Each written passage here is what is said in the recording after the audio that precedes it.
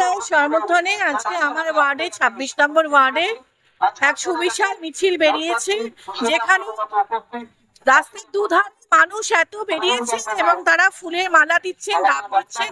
এর থেকে বোঝা যায় আমরা ২৬ নম্বর ওয়ার্ড থেকে ওনাকে বিপুল ভোটে জয়যুক্ত করছি। এমন একটা ব্যক্তি বিপুল ভোটে পুনরায় নির্বাচিত হবে, এটা কোনো প্রশ্নের অবকাশ রাখে না।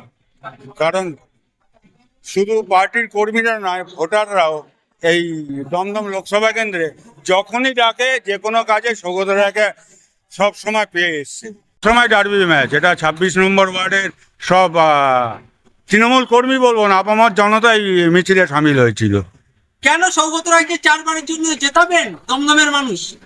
সব সময় যেতে হবে। সৌগত রায় শুধু পার্টির লোকের কাছে আসেন না, যে কোনো রাজারহাটবাসী বা দমদমবাসী যে কোনো প্রোগ্রাম হলেই সৌগত রায়ের কাছে গিয়েছে বা সৌগত রায়ের কাছে আবেদন করেছে বা সৌগত রায়কে আমন্ত্রণ করেছে। আর সৌগত রায় আসেনি আমার জ্ঞান তো এটা জানা নেই, যখনই ডাকি আমরা সৌগতকে পাই। সুশৃঙ্খল মিছিল এবং সেখানে মহিলারাও যে হেঁটেছেন, লক্ষ্মী ভান্ডারও রয়েছে।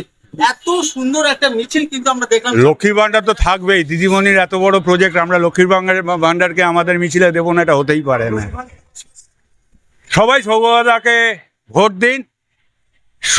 আমাদের দিদিমণির এতগুলো প্রকল্প, এত উন্নয়নের পক্ষে।